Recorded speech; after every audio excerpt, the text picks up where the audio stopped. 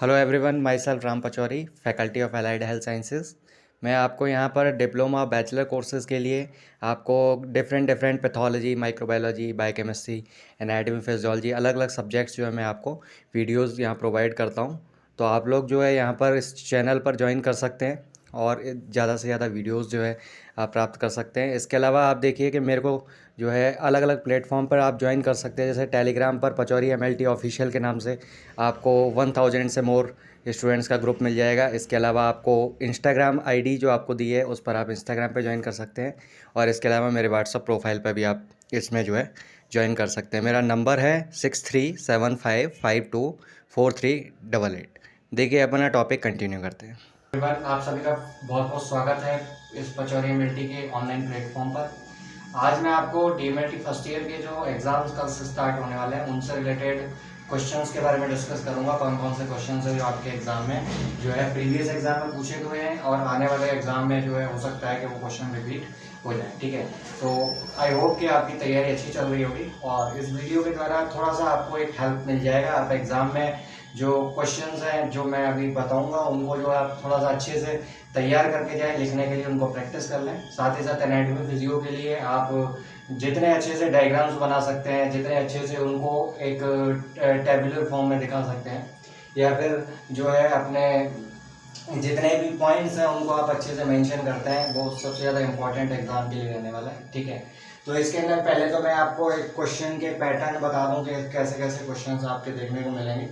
इसके अंदर देखिए, आप देखें तो ज़्यादातर क्वेश्चन या तो आपको 20 मार्क्स में मिलेंगे, ठीक है, और या फिर आपके छोटे छोटे शॉर्ट में 5 मार्क्स वाले क्वेश्चन जो देखने को मिलेंगे। ठीक है, तो इनके अंदर प्रीवियस एग्जाम के पेपर हैं, उनसे आपको आइडिया लग जाएगा कि क्वेश्चंस कितने 20 मार्क्स वाले हैं, कितने 5 मार्क्स वाले हैं। तो इसके अंदर तो आपको कंप्लीटली डिटेल मेंशन करना है कि 20 मार्क्स का कोई भी क्वेश्चन पूछता है तो आपको जितना भी उससे रिलेटेड उसके बेस से लेकर के और एडवांस लेवल तक का पूरा आपको उसमें मेंशन करना है। ठीक है, बाकी 5 नंबर वाले क्वेश्चन है उनके अंदर आप जो है एक सिग्निफिकेंट जितना आपको एक्चुअल में क्वेश्चन में पूछा गया है उसके अकॉर्डिंग आप उसमें लिख सकते हैं।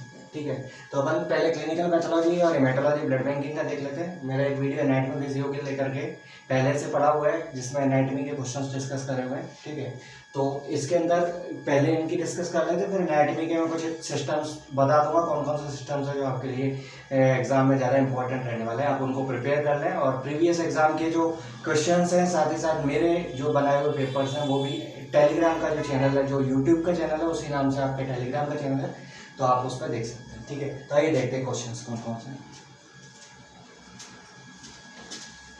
देखिए, इसके अंदर अगर मैं कहूँ तो क्लिनिकल पैथोलॉजी हो चाहे हेमेटोलॉजी ब्लड बैंकिंग, दोनों पैथोलॉजी की ब्रांच है वैसी। तो इसके अंदर मेनली ब्लड जो है वो तो एक इम्पॉर्टेंट पार्ट है ही, क्योंकि सारे डायग्नोस्टिक इन्वेस्टिगेशन आपके ब्लड से रिलेटेड होते हैं। तो ब्लड के जो आपके कंपोनेंट्स हैं, RBC है, WBC है, या फिर आपके प्लेटलेट है। ठीक है, तो ये जो कंपोनेंट्स हैं तो इनमें आपको RBC है तो इसका TRBC काउंट है, इनकी टोटल RBC काउंट कैसे करते हैं। WBC का है तो टोटल WBC काउंट आपको कैसे करना है। ठीक है,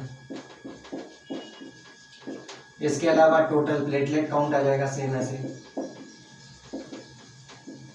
ठीक है, तो इस तरीके से आपको ये टोटल काउंट आपको पता होना चाहिए किस तरीके से करते हैं। न्यूआर्ट चैम्बर का इंपॉर्टेंस क्या है और उसके डेप्थ, और इसके अलावा आपको इसके बारे में चीज़ें ध्यान रखनी है। ये छोटे क्वेश्चन के रूप में आपको 5 नंबर में देखने को मिलता है। ठीक है, न्यूआर्ट चैम्बर। इसके अलावा RBC और WBC पिपेट आपको पता होना चाहिए। शॉर्ट नोट में आपको बार बार क्वेश्चन में पूछा हुआ है कि RBC WBC पिपेट क्या होता है, तो आपको ये मालूम होना चाहिए। ठीक है, इसके अलावा आपको जब ये सेल्स हैं आप काउंट कैसे करेंगे तो आपको मेनली PVF के बारे में पता होना चाहिए, पेरिफेरल ब्लड स्मीयर क्या होता है, और साथ ही साथ इसके अंदर जो स्पेशल स्टेन, स्पेशली आप स्टेन यूज करते हो, इसके अंदर लीसमान स्टेन।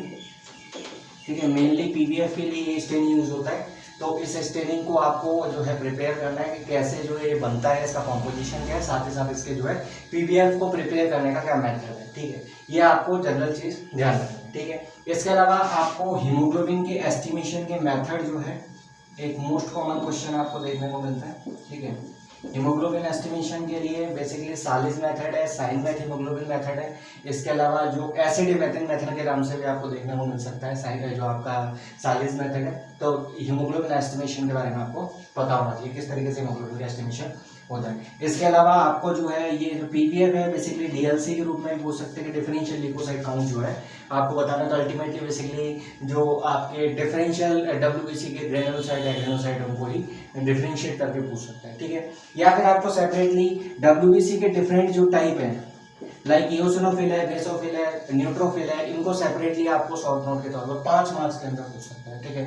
ये जनरल चीज है जो आपको पूछी जाएगी, ठीक है। इसके अलावा ये तो कॉमन टेस्ट हैं जो हमारे से पूछे जाते हैं। इसके अलावा कुछ टेस्ट ऐसे हैं जो कि आपके स्पेशल हेमेटोलॉजिकल टेस्ट है, लाइक अपन बात करें G6PD है, ठीक है। इसके अलावा ऑस्मोटिक फ्रेजिलिटी है, ठीक है। ऑस्मोटिक फ्रेजिलिटी पहले भी एग्जाम में पूछा हुआ है और G6PD भी पूछा हुआ है, ठीक है। इसके अलावा इसके अंदर अपन देखें तो बोन मैरो एग्जामिनेशन की जो निडल्स है वो आपको कौन कौन सी निडल्स यूज होती है बोन मैरो एग्जामिनेशन में, ठीक है, ये आपको पता होना चाहिए, ठीक है। मेनली इनके निडल्स के नेम जमशेदी, क्लीमा निडल, सलाह निडल जो अपन यूज करते हैं। और बोन मैरो एग्जामिनेशन का इंपॉर्टेंस क्या है, बेसिकली जो आपके लीकेमिया वगैरह हो जाते हैं उनके अंदर बोन मैरो स्मीयर्स जो है उनका इंपॉर्टेंस ज़्यादा रहता है। तो आपको बोन मैरो एग्जामिनेशन के बारे में मालूम होना चाहिए, ठीक है। ये जनरल चीज़ है जो हेमेटोलॉजी के लिए। हेमेटोलॉजी के लिए आपके जो सिलेबस आप देखेंगे काफ़ी सारे टेस्ट हैं उसके अंदर, बट मेन जो मोटे मोटे तौर पर मैंने जो टेस्ट हैं वो बता दिए, ठीक है। इसके अलावा जैसे आप G6PD ऑस्मोटिक फ्रेजिलिटी के अलावा HB जो है फीटल हीमोग्लोबिन जो है, ठीक है, फीटल हीमोग्लोबिन है। इसके अलावा HB इलेक्ट्रोफोरेसिस है, ये भी आप तैयार कर लें, हो सकता है पूछ लें, बहुत ज़्यादा तो नहीं आता बट फिर कभी भी जो है पूछ सकते हैं। एली सेल के बारे में भी हो सकता है पूछ लें, ठीक है, क्योंकि ये फ्रीक्वेंटली क्वेश्चन जो है एग्जाम में बड़े नहीं तो छोटे क्वेश्चन अल्टीमेटली ये पूछे गए हैं एग्जाम में, ठीक है। प्रीवियस आप पेपर देखोगे तो उसके अंदर सब जगह आपको ये क्वेश्चन देखने को मिल जाएंगे, ठीक है। इसके अलावा एक चीज़ और है कि हेमेटोलॉजी के अंदर आपको मेनली ऑटोमेशन के बारे में पता होना चाहिए कि ऑटोमेशन का इंपॉर्टेंस क्या है, और साथ ही साथ जो है लेबोरेटरी के अंदर ऑटोमेशन से हमारे को क्या क्या बेनिफिट्स होते हैं, ठीक है। क्योंकि ये आजकल जो टॉपिक है ये ऑटोमेशन वाला वो थोड़ा सा एग्जाम में ज़्यादा जो है डोमिनेंट हो गया है। चाहे आप बायोकेमिस्ट्री का एग्जाम देखें, चाहे माइक्रोबायोलॉजी का देखें, चाहे आप हेमेटोलॉजी ब्लड बैंकिंग से रिलेटेड देखें, तो आपको ये क्वेश्चन पूछे जाते हैं, ठीक है। तो ये आपको पता होना चाहिए कि ऑटोमेशन का क्या रोल होता है, ठीक है। इसके अलावा ब्लड बैंक के अगर बात करूँ तो ब्लड बैंक में बहुत ज़्यादा डिटेल में वो नहीं जाते। मेनली आपको ब्लड बैंक से रिलेटेड बताऊँ तो एबीओ ब्लड ग्रुपिंग, ठीक है,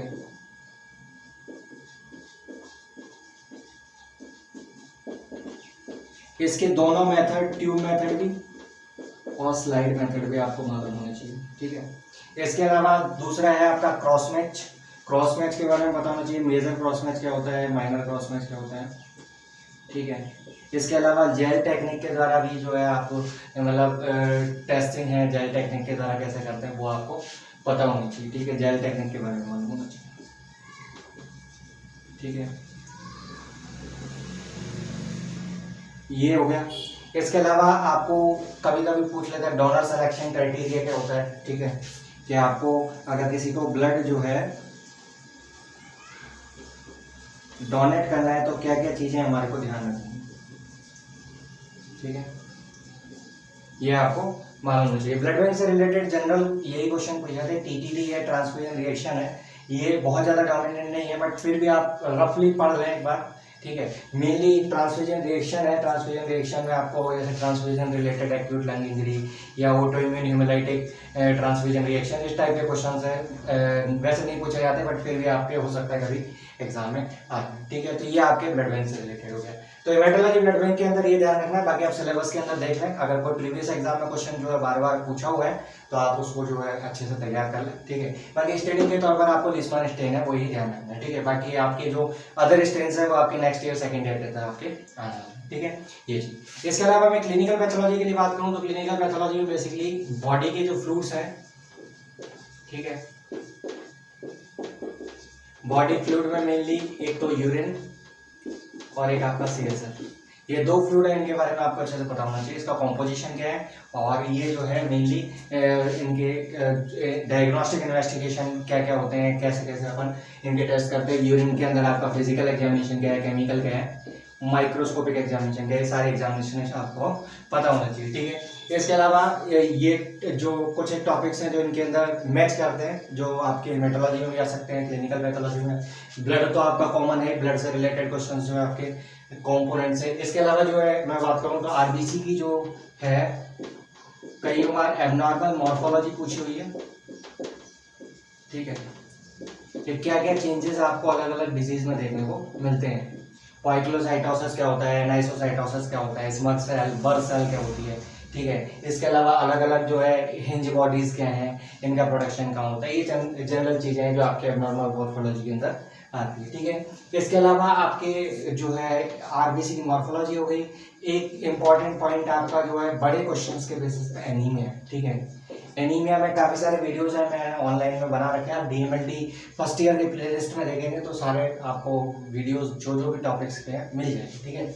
तो ये आपको ध्यान रखना है। एनीमिया के अंदर मेगालोब्लास्टिक एनीमिया हो सकता है, आयरन डेफिशिएंसी एनीमिया हो सकता है, सिकल सेल एनीमिया हो सकता है। तो आप स्पेसिफिक जो प्रीवियस एग्जाम में क्वेश्चन एनीमिया आपको ये जो पर्टिकुलर स्पेसिफिक एनीमिया पूछे हुए हैं उनको आप तैयार कर लें। मेगालोब्लास्टिक लास्ट टाइम पूछा था इन्होंने, ठीक है। एक बार आयरन डेफिशिएंसी एनीमिया भी पूछा हुआ है, तो इन दोनों को आप अच्छे से तैयार कर लें, ठीक है। टेलीग्राम पर इसका जो एक शॉर्ट में जो है आपको लिखा हुआ मिल जाएगा पर्टिकुलर हर एक एनीमिया के लिए, तो आप उसको वहां से तैयार कर सकते हैं, ठीक है। अगर किसी को कोई चीज़ ढूंढने में नहीं मिल रही है तो आप सर्च बार में जाकर के उसको चेक कर लें, जो टॉपिक का नेम है वो आप डाल दें तो उससे आपको मिल जाएगा। नहीं मिलता है तो आप मेरे को कांटेक्ट कर सकते हैं, ठीक है।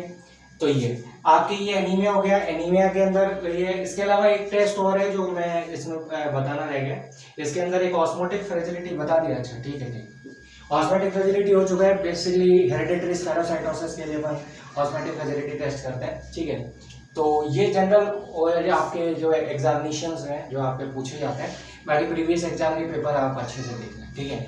एनाटॉमी फिजियो के अंदर अगर हम देखें तो एनाटॉमी फिजियो में आप जो है सेल और टिश्यू से प्रीवियस क्वेश्चन पूछा हुआ है, तो सेल टिश्यू को अच्छे से तैयार करने, साथ ही साथ रिप्रोडक्टिव सिस्टम से क्वेश्चन जो है पिछली बार बहुत है और हर बार एग्जाम में रिप्रोडक्टिव सिस्टम से तो क्वेश्चन आते ही आते हैं। तो रिप्रोडक्टिव सिस्टम, इसके अलावा सर्कुलेटरी और डाइजेस्टिव सिस्टम के कुछ क्वेश्चन हैं, उनको आप अच्छे से तैयार कर लें। मेनली ये आपके जो 12-13 सिस्टम है उनमें से आप 4-5 सिस्टम भी आप अच्छे से तैयार कर लेंगे तो आपके एग्जाम के सारे क्वेश्चन सॉल्व हो जाएंगे, ठीक है। इसके अलावा जो सेंसरी ऑर्गन्स हैं उनमें आईईआर से क्वेश्चन कोई छोटा मोटा क्वेश्चन आता तो आता नहीं, बहुत ज़्यादा क्वेश्चन नहीं हो जाते। आई से क्वेश्चन जो है पहले पूछा हुआ है, ठीक है।